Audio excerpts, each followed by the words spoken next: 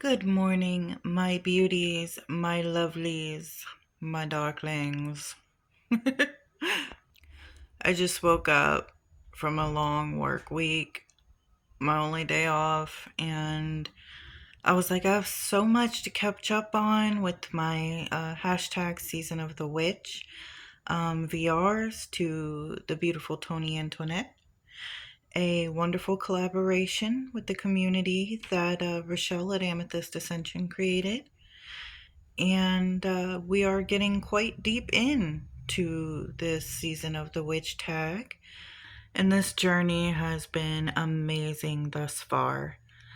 Um, because I am a little bit behind, I'm going to kind of lump a couple of them together in this video. So get your tea and just sit back and relax, enjoy. I appreciate you guys following along with me and being here for this and supporting each other while doing this tag. And definitely go and support Antoinette's tarot and jewelry channel. She is a lovely, lovely person and creator. And this tag was so deep, meaningful, and insightful. And it continues to be. I'm kind of using her videos as like a follow along or like a guideline for mine. So the questions I lump in today will be the same or quite similar to hers because it inspired me. So her link will be in the description. Please do check her out and support her in this. Thank you so much. Let's get into it.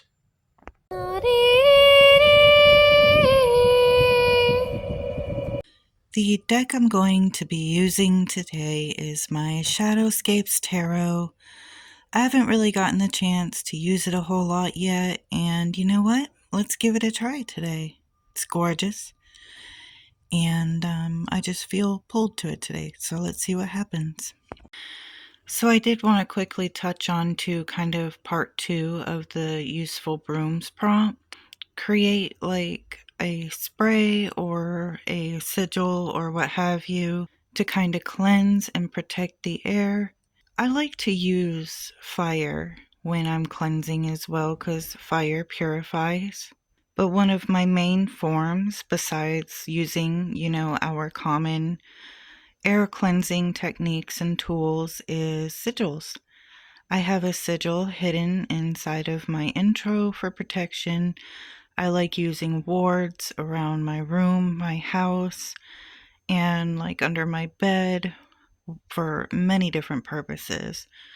But one way that I really do like to cleanse the air too and kind of is while using flames. So I feel like after doing a good cleansing, lighting a candle in every room, I do it with the intention of purifying. Kind of wanted to show off a couple of things I've been doing while doing this tag that has helped me to look deeper and really go within for transformation this time of year and kind of redo myself, like cleanse, burn away the old, out with the new type of mentality. I'm on a journey of self-discovery and really finding myself while doing this tag, and it's been a great gift and blessing to do so.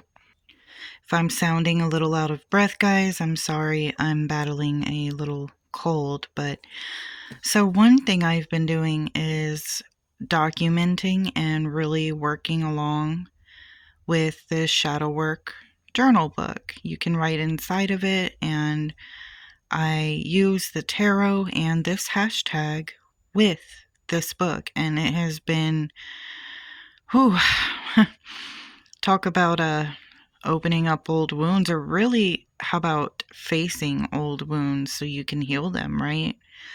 Because a band-aid don't work very well if you need stitches. So this book has been really excellent along with this. And on top of that, I've been using the moon to help with a lot of the emotions and not only things, that are happening in our sky now, the influences, but I've gotten a lot of good information from this Moon Spells book to kind of work with all of these emotions and what I'm trying to do, create, or manifest while working with the moon. The moon has become a very useful, reflective companion to work with during all of this. And I say companion because it's kind of like a connection that I found recently with the moon, which I've always felt connected with the moon. I feel like a lot of us have, but I mean, recently I've kind of worked to deepen and create that link for specific purposes in my work while doing this tag. So I recommend, finding your own way to work with and connect with the moon while doing like deep shadow work or reflections or looking for change or transformations. It's been very useful, and a lot that I got out of this book was dream work under specific moon phases, like what I can do to really work through a lot of this with dream work as well. All right, so let's get into these readings. Today we are going to be doing, I'm going to pick up where I left off on the last video, like the judgment spread. I wanted to kind of ask one more question that I think would be important for making this spiritual work a little more insightful, right? So with that spread, I was asking like how I judge others and such, but I never asked how I judge myself. I feel like we can be our own like harshest critics. And I know I judge myself very harshly. I'm almost unforgiving when it comes to judging myself. And I'd like to take a look at that. And then we are going to do the intruder prompt. Find out what others do that can trigger me, get my heckles up, or kind of push my buttons, which, I mean, it's a lot. I'm going to share my thoughts on the prompt of room with no view and then the lightning conductor. So this is going to be really fun, probably a little bit long, but you know what? Let's do this. So let me go ahead and ask, how do I judge myself? Shuffle, reflect on the cards, and I'll be right back. Okay, so the first card I got for how I judge myself is the Three of Wands.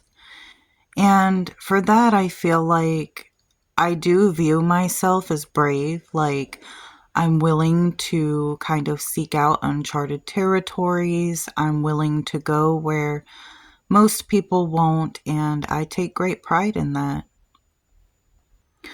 I really don't think there could have been a better description for how I judge myself than the Four of Cups.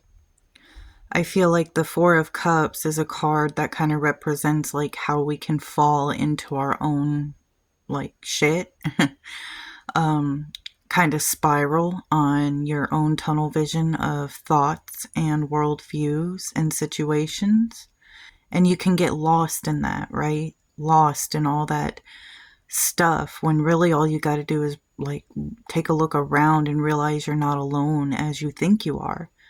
Because part of my workings lately is how alone I feel.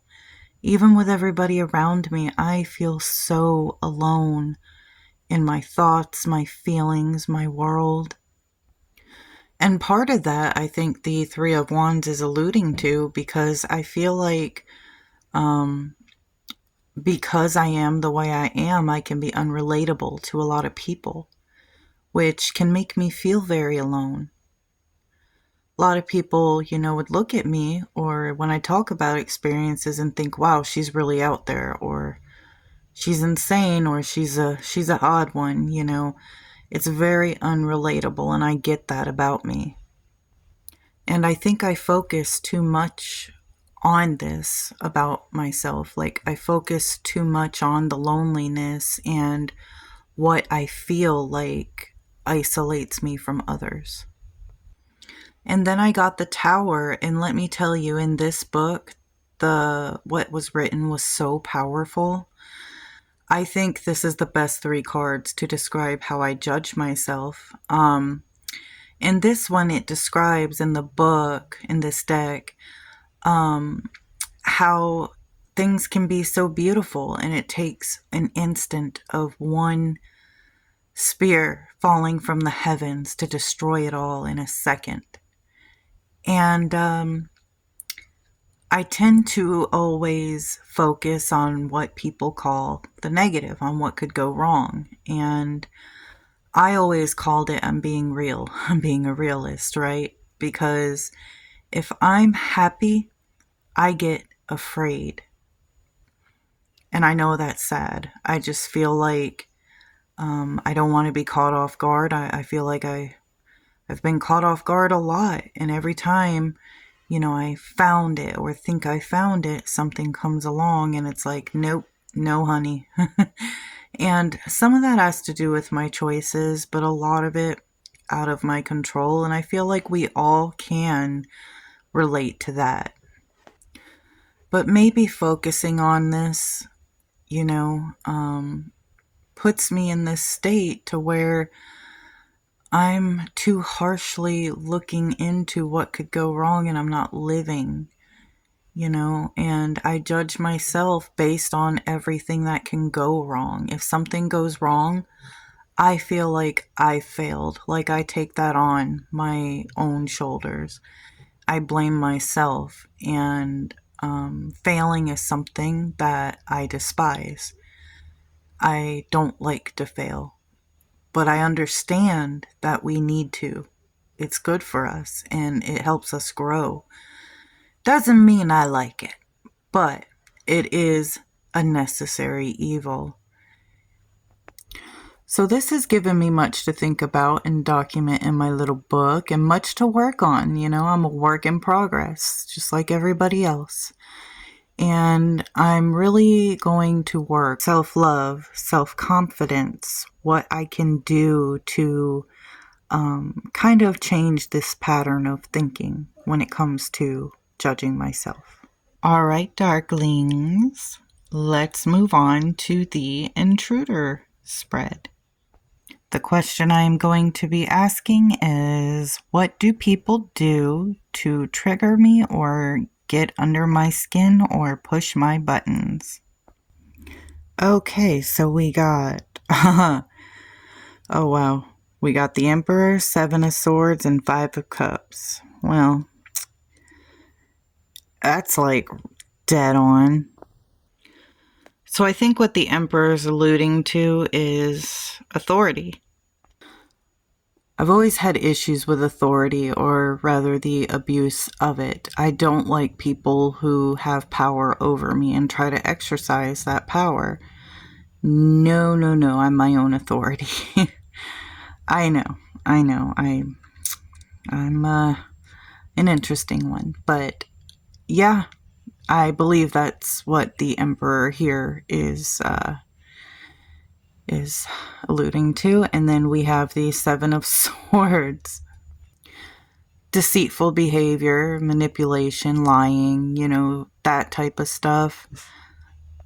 Really, I think it all boils down to like betrayal. Not so much like I get everybody lies.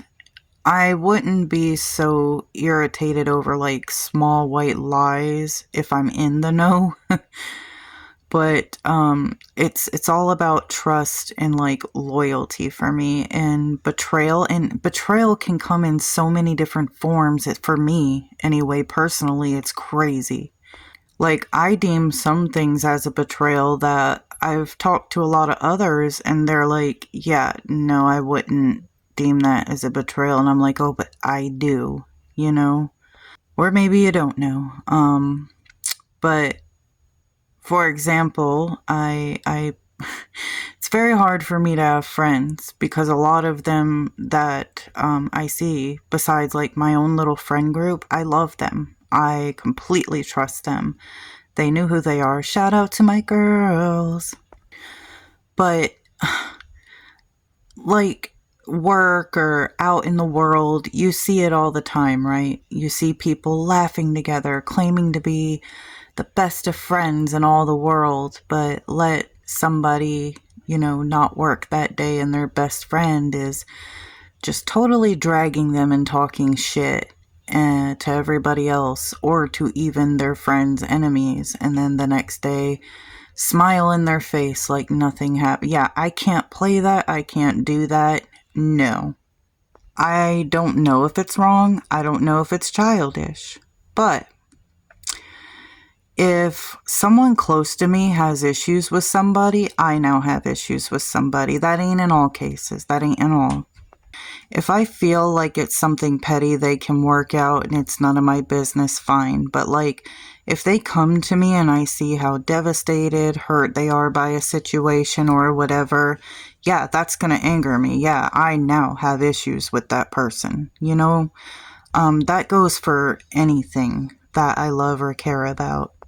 And then, like, deceit, like, I think it's more of an insult to my intelligence when somebody thinks that they're manipulating me. And often I will be quiet and observe and allow them to, and they think they've got me, right? They think they're fooling me. But usually something miraculous happens. Oh, yes. The universe will eventually, and I don't care if it takes weeks, months, or a few years, the universe miraculously opens, and an opportunity will arise to show them that you know, or to strike and put it in their face.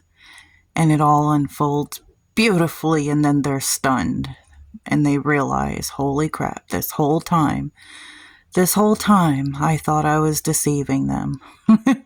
I love when that happens. Sorry, I went a little brutal there. I've been in that energy lately of just I think it's my villain era, my I don't give a fuck era right now, and I'm embracing it, guys. I think I'm at that turning point in my life right now where I'm going through a change, and I'm no longer just going to be nice or a people pleaser. It gets you nowhere, and people will do whatever to hurt you. So if you're in my life, you're close to me and love me, I will love you and give you all that I can, but everyone else nope, got no time for it, got no room for it. I'm sure you guys understand. I mean, we've all been here. I feel like we've all experienced that. And I feel like that triggers or hurts all of us, or gets under all our skin. And with the Five of Cups, it's kind of like wishes for what could have been or might have been, right? What I think this card is alluding to is like those who have betrayed me. I hate seeing them. Once I'm done with you and I've cut you off, I don't want to see you no more. I don't, because it brings up all them feelings. It brings up what might have been, what could have been, and the disappointment, the emotion of I loved you, I cared about you, and this happened, and we had a fallout, whatever it may be. I don't like seeing people that I've cut off. That triggers me. That brings up emotions I don't want to deal with. And sometimes I can dwell on this, because when I connect with somebody, I connect with them. And I take it on so deeply to my heart. If I love you, I love you. I may not be there all the time to express it or show it, but I do. And that's my friends, my relationships, my children and family. That's anybody that I have a connection with. You find a friend in me, you have a friend for life. And I stand on that. But, yeah. So that's truly what I feel like this reading was about. Definitely me, all the way. Next, we are going to do the room with no view prompt. So what does not need to be aired out in my life right now? We have the Hierophant, the Lovers, and Strength. So what doesn't need to be aired out in my life right now? I truly believe the wisdom through spirituality and my experiences, the wisdom and knowledge that I gather and can share, like with you guys and my audiences. So perhaps just, the spiritual path in general that I'm following. And it's hard to not lose touch with that, especially when you have to deal with the mundane stuff in life. Ugh. It's hard to be the Hierophant in all of this world of muggle stuff. Kidding, kidding. But, yeah, so just what I'm doing here that I love. The lovers, of course, my love and connections. Um, the things that I hold on to through love. I know the lovers can mean other things, but note I do read intuitively as well, so it's what I'm feeling, what I'm picking up on. So I do believe it is my relationships, like my friendships, like those girls I shouted out earlier. Love you guys. And my relationship, my family. And strength, my overall determination to get to where I'm trying to get to. I've already rised from ashes, and when I say ashes, I mean literally nothing. I was determined, and it was hard as hell this last year to come up from nothing and sleeping on the floors to having beds, to having a new place, to having a job and money, to having things that I did not have a year and a half ago and thought it was the end of the world. So keeping up with that determination and will to do better and be better and have better. Next, it is the lightning conductor prompt, which is half of why I have my moon water here in the skull jar. This is full moon storm water, and it was during the eclipse. And I have my candles and such, fire. It helps energize me, I feel, especially when I drink it or I do spells with it, whatever, because magic energizes me. So does nature.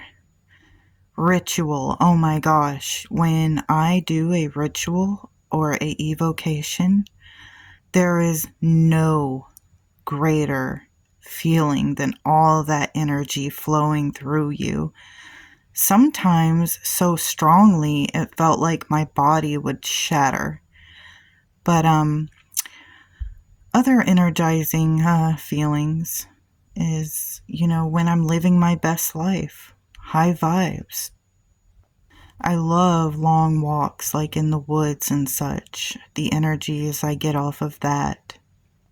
The energies I get off the small things like going out with the family and experiencing fun. But let's do a quick little reading on this as well. Yep, I decided to stop here with the one card, the world. So experience, the world of possibility, the endless possibilities, things left to discover. Knowledge energizes me, finding something new I can dive into. The world, if you think about it, there are so many spiritual possibilities out there. We don't even fully understand our world or universe, and it's all inside of us. So yeah, all these things together energize me and bring positive fun and joy into my life, manifesting my reality in the world around me.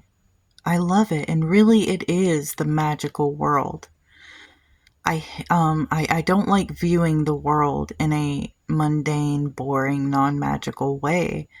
I love looking around, like when we're driving down the road and I'm looking into the woods and I'm going, I wonder what creatures are living in there right now. I love, instead of just looking at it and saying, oh, there's woods, there's birds, there's deer, it's like, nah, there's dogmen in there. I know it. I just know it. And Bigfoot in the Fae, those are the things that energize me, bring me high vibes, and give me a way of bringing excitement into my reality. And I wholeheartedly believe it all. I love looking up at the moon and stars and wondering what's out there, what we're a part of, and what's looking back at me.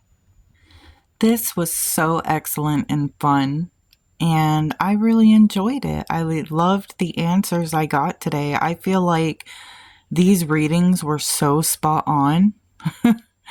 But thank you so much, Tony and Rochelle. Once again, you ladies are amazing.